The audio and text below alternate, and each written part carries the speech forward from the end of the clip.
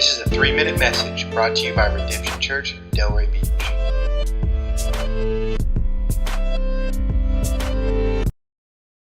Well, at the end of Nehemiah chapter 10, the people cry out and say that they will not neglect the house of the Lord.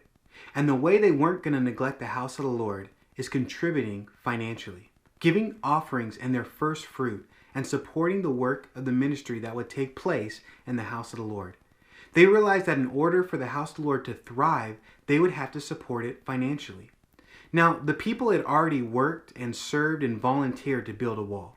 They had given a lot of service and time and worked to restore people. But Nehemiah isn't just a book about the wall, it's about restoring people. And ultimately, Nehemiah wanted to build a city and a nation that was ruled and restored by God himself.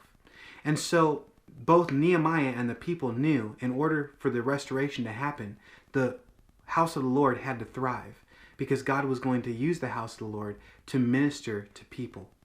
And so they were doing this unto the Lord, both serving and giving.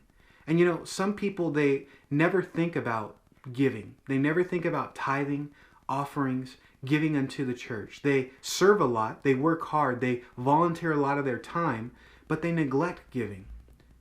But you need giving in the house of the Lord. See, giving provides the church with funding for ministries, for facilities, for staff and pastors, and for the advancement of the gospel. And some people, on the other hand, they understand this. They get this. They're business minded, and they know, and they even count how much a cup of coffee would cost, and they organize and have systems, and they give generously because they know it's going to take finances to support a vision.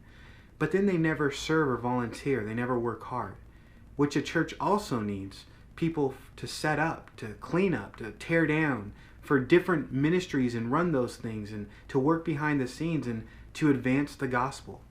And see, Nehemiah chapter 10 shows us that the house of the Lord needs both to thrive. That we should, as a people, should be serving in the house of the Lord. 1 Peter 4:10 says that as each one has received a gift, use it to serve one another as good stewards of God's grace. The Bible also tells us that we should give finances unto the Lord as worship. Proverbs 3:9 says, honor the Lord with your wealth and with the first fruits of your produce. And so I just want to challenge you today. Are you neglecting the house of the Lord? Or are you supporting the house of the Lord?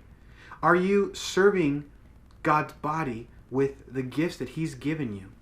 And are you giving financially to this work and the house of the Lord, the church?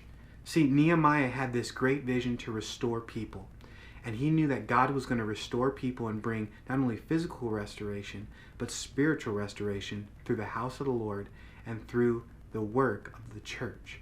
And so let's be people that support the church, that we would support one another, the local body, and that we would serve and that we would give generously.